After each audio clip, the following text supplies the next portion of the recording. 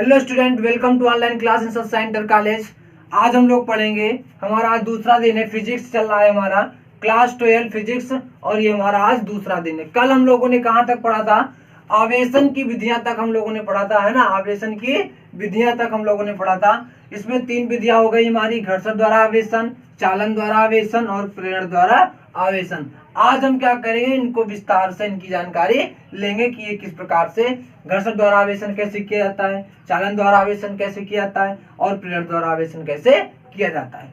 तो सबसे पहले आते हैं घर्षण द्वारा आवेशन में। तो घर्षण द्वारा जो आवेशन है, इसमें क्या होता है, किन्हीं दो वस्तुओं को, इस विधि में क्या करते हैं, किन्हीं दो वस्तुओं को आपस में रगड़ते हुए दूर दूर तक ले जाते हैं।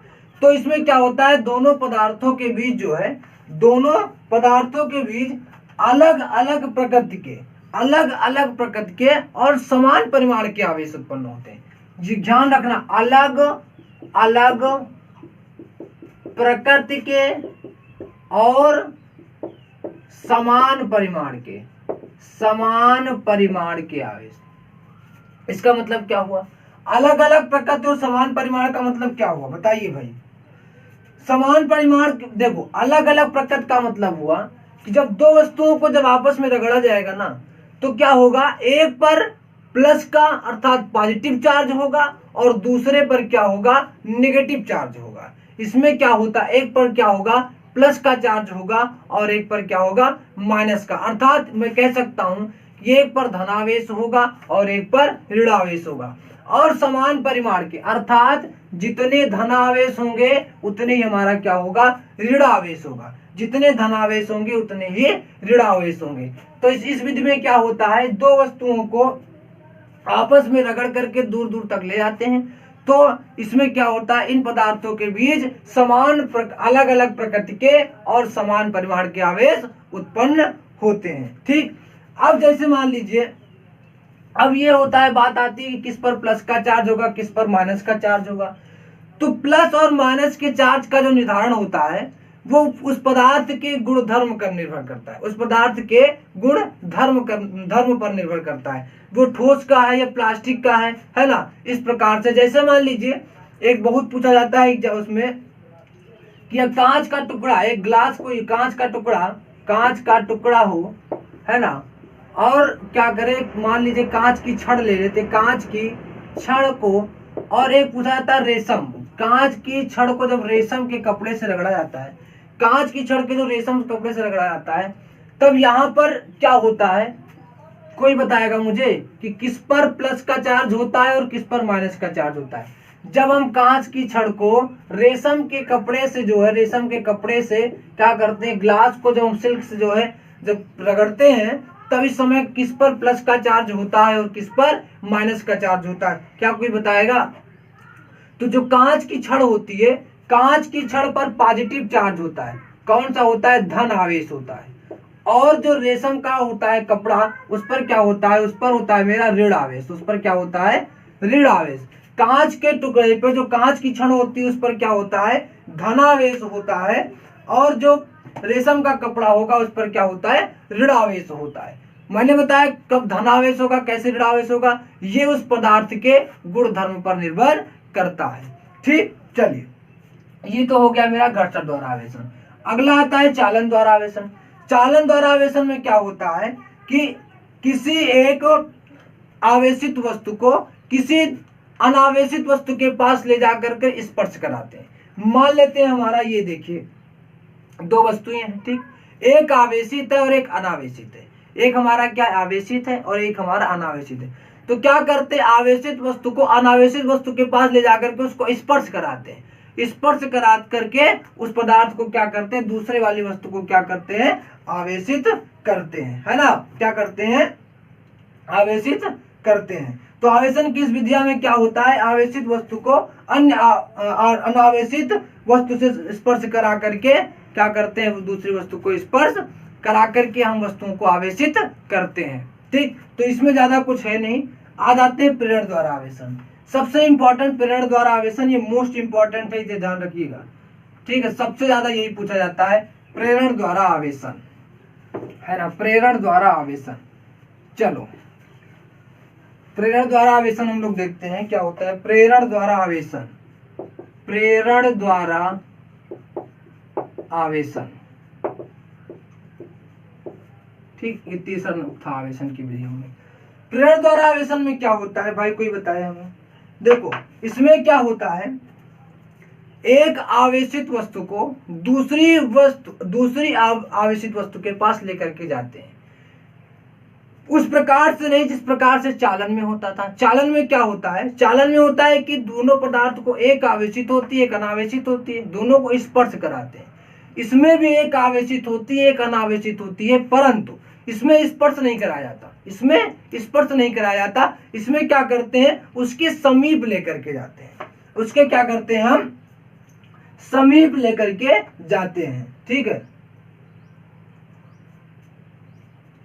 जब समीप लेकर के जाते हैं तो इसमें क्या होता है कि समीप लेकर के जाने पर विपरीत, जैसे मान लीजिए हमारा जो है एक गोला है, एक कोई ये गोला है, ठीक, और एक मेरा ये वस्तु है, ठीक है, एक मेरा क्या है, ये कोई वस्तु है, ठीक। इस पर प्लस का चार्ज है, इस पर क्या है, प्लस का चार्ज है, समझिएगा बात को, है ना।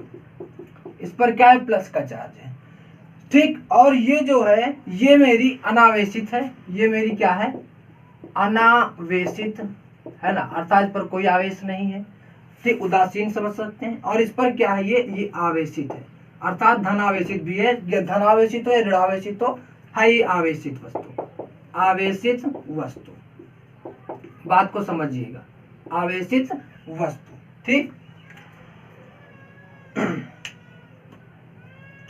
क्या होता है, जब हम किसी अनावेशित वस्तु के पास इसको लेकर के जाते हैं, आवेशित वस्तु को बिना स्पर्श कराए, ध्यान में रखिएगा, चालन में स्पर्श कराया जाता है परंतु इसमें जो है वो स्पर्श नहीं कराया जाता है। बिना स्पर्श कराए जब हम इसके पास लेकर के जाते हैं तो इसके जो समीप वाली सतह होगी, इसके जो समीप वाली सतह होगी उस पर इसके विपरीत चार्ज, इसके विपरीत जो हमारी यहां से यहां तक जो समीप वाली होगी, समीप, इसमें क्या होगा, इसमें जो है इसके विपरीत चार्ज होगा। जो समीप होगा उसमें क्या होगा, अगर यहाँ पर प्लस का चार्ज है तो समीप वाले में क्या होगा, माइनस का चार्ज होगा, ठीक। और जब इसके जो दूर वाली सतह है ना, इसके विपरीत सतह जो होगी उस पर क्या होगा, समान प्रकृति के आवेश, समान प्रकृति के, ठीक। अगर इस पर प्लस का चार्ज है जो दूर वाली सतह पर क्या होगा, प्लस का चार्ज होगा, और जो इसके समीप वाली सतह होगी उस पर क्या होगा, माइनस का चार्ज होगा, इसके विपरीत चार्ज होगा। समझ रहे हो बात को। तो यहां कह सकते हैं कि यदि किसी आवेशित वस्तु को किसी अनावेशित वस्तु के समीप लेकर के जाते हैं बिना स्पर्श कराए, तो अनावेशित वस्तु की पास वाली सतह पर विपरीत प्रकृति के आवेश और दूर वाली सतह पर समान प्रकृति के आवेश उत्पन्न होते हैं, ठीक। तो यहां से हमने देखा, क्या देखा, अब देखो, ठीक, इसको हम दो चित्रों के माध्यम से समझते हैं पहले, ठीक है। ये जो चार्ज हमारा हुआ है इसको हम अलग से चित्र बना करके समझते हैं तो एक चीज हमारी और क्लियर होगी। तो इस स्थिति में देखो क्या होता है, ये हमारा हो गया क्षण, ये प्लस वाला है ना, प्लस का चार्ज का क्षण हो गया मेरा, और ये मेरा हो गया गोला, ठीक। अब क्या हुआ, अब इसमें क्या हो गया, यहां से देखो ये प्लस का चार्ज है तो इस पे माइनस का चार्ज हो गया, माइनस का चार्ज हो गया पास समीप वाली सतह पर, और जो विपरीत सतह है उस पर क्या हो गया, प्लस का चार्ज हो गया, उस पर क्या हो गया, प्लस का चार्ज हो गया, ठीक। अब इस समय जो भी आवेश रहा होगा, इस समय जो भी आवेश रहा होगा और बाद में जो आवेश हुआ होगा, समझिएगा बात को, पहले जो आवेश रहा होगा और बाद में जो आवेश हुआ इस पर जाकर के, इसमें कभी भी क्या होगा, आवेश जो होंगे ये जो होगा Q does not equal to Q dash, इसका जो आवेश होगा इसके आवेश के बराबर नहीं होगा, कभी भी नहीं होगा, ये ध्यान में रखिएगा। आवेशित करने के बाद वस्तु में जो आवेश होगा वो कभी भी बराबर नहीं होगा। यहां से बात क्लियर हो गई ना। अब बताइए क्या, तो प्रेरण द्वारा आवेशन में क्या होता है, प्रेरण द्वारा आवेशन में होता है कि इसमें क्या होता है, एक आवेशित वस्तु को किसी अनावेशित वस्तु के समीप लेकर के आते हैं बिना स्पर्श कराए हुए, तब क्या होता है, समीप वाली सतह पर क्या होता है, विपरीत प्रकृति के आवेश, और दूर वाली अर्थात विपरीत सतह पर क्या होता है, समान प्रकृति के आवेश उत्पन्न होते हैं। बात क्लियर हो गई। चलो अब एक एग्जाम्पल देख लेता हूं, और एक एग्जाम्पल क्या इंपॉर्टेंट समझ लीजिए, क्वेश्चन भी है, बहुत पूछा जाता है ये भी, ठीक है। अब हम लोग क्या करते हैं, एक एग्जाम्पल देख लेते हैं, वो पूछा भी बहुत जाता है, ठीक है, कि किसी गोले को प्रेरण विधि द्वारा आवेशित कैसे करेंगे, या फिर प्रेरण विधि द्वारा गोले को आवेशित करने की विधि, ठीक है।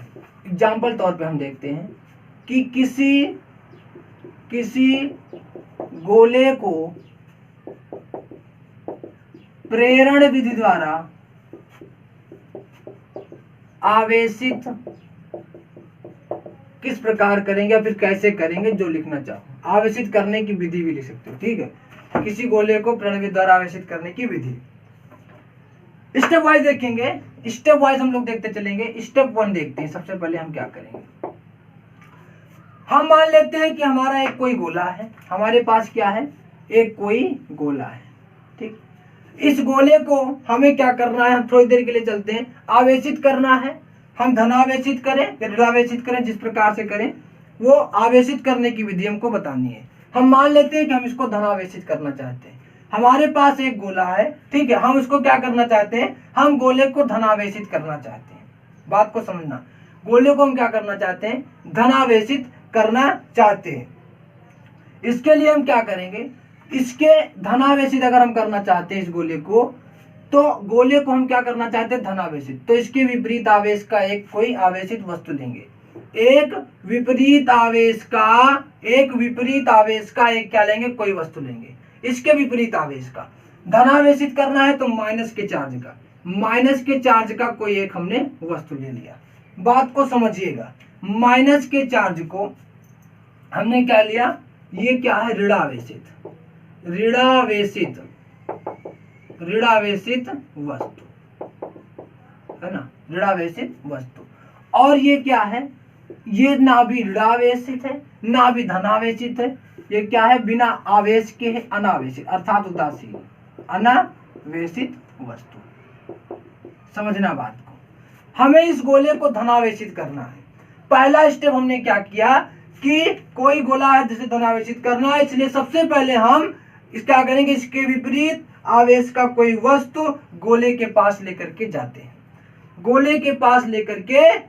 हैं। इसको क्या कर रहे हैं, हम गोले के पास लेकर के जा रहे हैं। क्या होगा, गोले के पास जब लेकर के गए, तो जब प्रेरण का नियम क्या कहता है, स्टेप 2 में मैं देखता हूं प्रेरण का नियम क्या कहता है। किसने कहा था, प्रेरण का नियम क्या कहता है कि किसी भी अनावेशित वस्तु के पास यदि हम किसी आवेशित वस्तु को लेकर के जाते हैं, तो समीप वाली सतह पर इसके क्या होता है, विपरीत आवेश, है ना, और विपरीत सतह पर इसके समान आवेश। तब क्या होगा, ये जो मेरा वस्तु है, ये मेरी क्या है, एक हमारी ये वस्तु है, ये जो हमारी वस्तु है ऋणावेशित है, और ये मेरा क्या है, गोला है। तो इसमें क्या होगा बच्चा, इसमें क्या होगा, इस गोले के देखो जो समीप सतह होगी, समीप सतह पर इसके विपरीत, तो यहाँ पर प्लस का चार्ज होगा, यहाँ पर क्या होगा, प्लस का चार्ज होगा, और इधर क्या होगा, माइनस का चार्ज होगा। स्टेप बाय लिखते हुए चलेंगे यहाँ से, ठीक है। स्टेप 1 में मैंने लिख दिया, माना एक गोले को हमें धनावेशित करना है, ठीक है, इसके विपरीत चार्ज की एक वस्तु हम गोले के पास लेकर के जाते हैं। दूसरे स्टेप में क्या करेंगे कि अनावेशित क्षण को आवेशित गोले के पास ले जाएंगे। वैसे ही प्रेरण के नियमानुसार गोले के समीप वाली सतह पर, ठीक है, इसके विपरीत चार्ज और विपरीत प्रकृति के आवेश, और गोले के दूर वाली सतह पर क्या होगा, विपरीत वाली सतह पर समान प्रकृति के आवेश उत्पन्न होंगे। अब ये हो गया, इसको जब हम इसके पास लेकर के गए, 2 स्टेप मेरे हो चुके हैं। चलो, जब 2 स्टेप हो गए, अब हमारे पर देखो, हमें गोले को क्या करना है, हमें गोले को केवल धनावेशित करना है। अभी यहाँ पर धनावेश भी है ऋणावेश भी है, दोनों है ना। तब हम क्या करेंगे, हमें इस ऋणावेश को हटाना पड़ेगा। तो ऋणावेश को हटाने के लिए क्या करना पड़ेगा कि हमें इस गोले को भूसंपर्कित करना पड़ेगा। तीसरे स्टेप में क्या करना पड़ेगा, पहला स्टेप मैं यहां से बिगाड़ता हूं बच्चा, पहला स्टेप बिगाड़ रहा हूं मैं, समझना। अब देखो हमें इस गोले को, ये मेरी वस्तु हो गई माइनस के चार्ज का, ठीक है, और ये मेरा क्या हो गया, ये मेरा हो गया गोला, इस पर क्या है प्लस का चार्ज है, यहाँ पे समीप वाली सतह पर, और दूर वाली सतह पर माइनस का चार्ज है। स्टेप नंबर में 3 में, ठीक। हमें यहाँ पर केवल प्लस वाले चार्ज को रखना है, माइनस वाले चार्ज को हमको हटाना है। क्या करेंगे हम, इसको, इस गोले को क्या करेंगे, भूसंपर्कित कर देंगे। क्या कर देंगे, भूसंपर्कित। भूसंपर्कित, भूसंपर्कित में क्या होगा, जो आवेश होगा वो क्या होगा, भूमि में चला जाएगा। जो आवेश होगा, इधर वाला आवेश जो होगा वो क्या होगा, भूमि में चला जाएगा, ठीक। तो क्या गोले पर धनावेशित तथा ऋणावेशित दोनों है, जबकि हमें गोले को धनावेशित करना है, अतः हमें ऋणावेश हटाने के लिए क्या करना पड़ेगा, गोले को भूसंपर्कित करना पड़ेगा, जिससे जो ऋणावेश होगा वो भूमि में चला जाएगा। तो स्टेप 3 मेरा ये हो गया। स्टेप 4 देखता हूं, स्टेप नंबर 4 में देखता हूं, स्टेप नंबर 4 क्या होता है। स्टेप जब 4 पे आए तो चौथे स्टेप पे क्या हुआ, अब जब यहां पर जब ये भूमि में चला गया तब मेरे पास क्या बचा, जब ये भूमि में जा चुका है तो अब मेरे पास क्या बचा। अब हम क्या करेंगे, अब जब ये जो हमारा ये ऋणावेश वाला जो वस्तु है इसको हम हटा लेंगे, इसको हम अभी तक स्थिर करते थे, इसके पास जाते थे, अब इसको हम हटा लेंगे, और जो मेरा गोला होगा उस पर क्या बचेगा, अब ये ऋणावेश तो हट गया तो इस पर अब प्लस का चार्ज मेरा बचेगा। और भूसंपर्कित भी क्या करेंगे, भूसंपर्कित हटा लेंगे, हटा लेंगे, ठीक। भूसंपर्कित भी हमारा क्या होगा, हट जाएगा।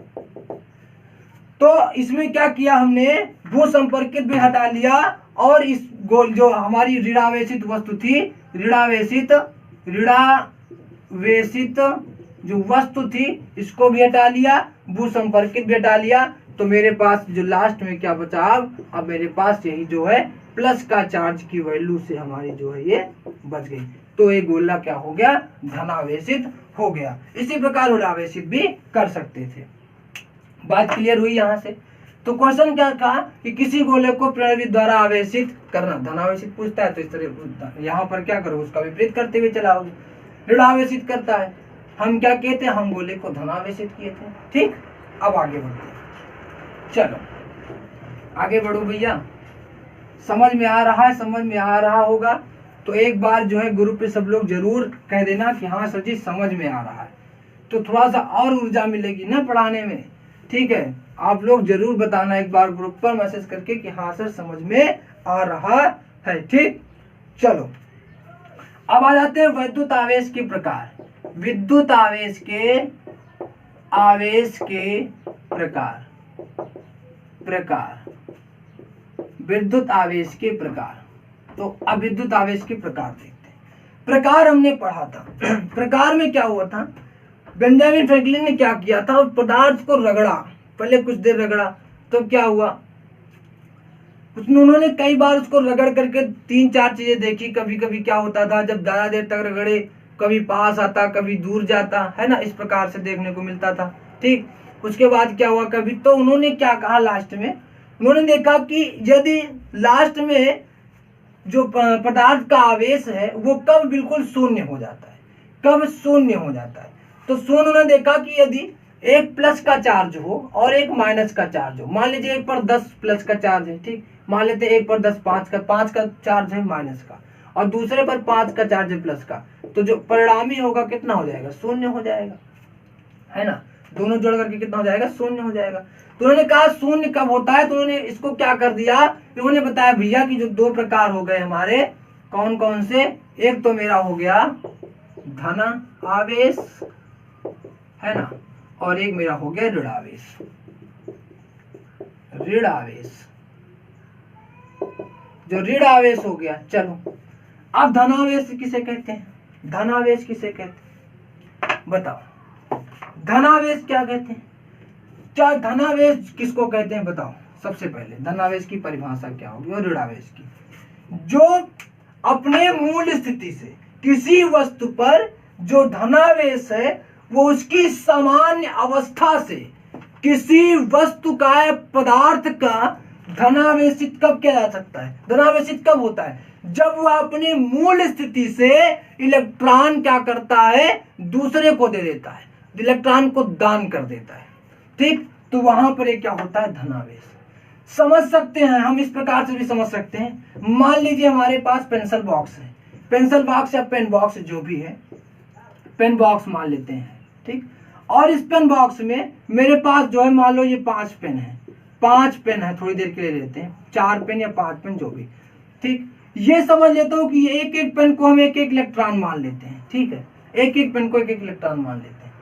ठीक, अब जब ये इलेक्ट्रॉन दे देगा, किस इलेक्ट्रॉन जब यहां से निकल जाएगा एक, तब क्या होगा? धनावेश। और जब इसमें आकर के जुड़ जाएगा तो क्या होगा? ऋणावेश।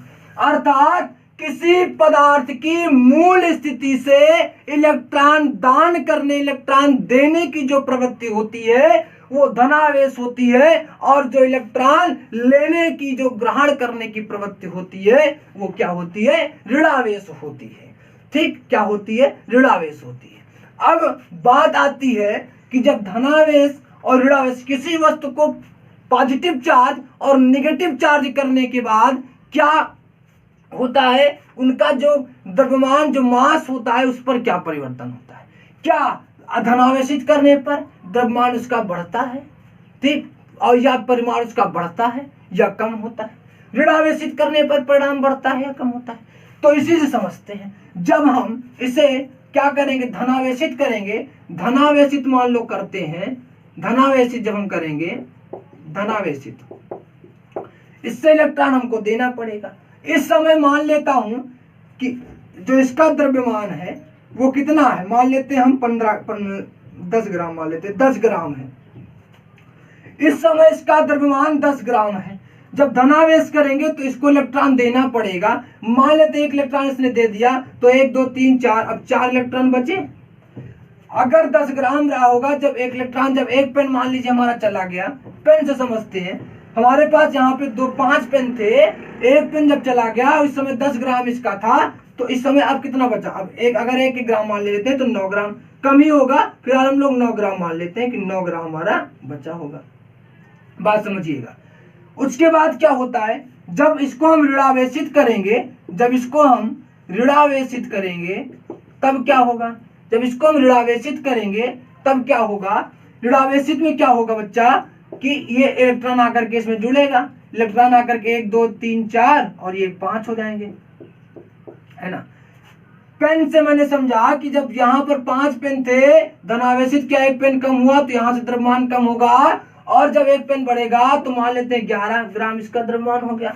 तब क्या होगा? हमें इससे क्या पता चला कि जब वस्तु को हम धनावेशित करते हैं तो उसके मास में, उसके परिमाण, उसके द्रव्यमान में कमी आ रही है, और जब हम वस्तु को ऋणावेशित कर रहे हैं तब क्या होता है? उसमें क्या होगा?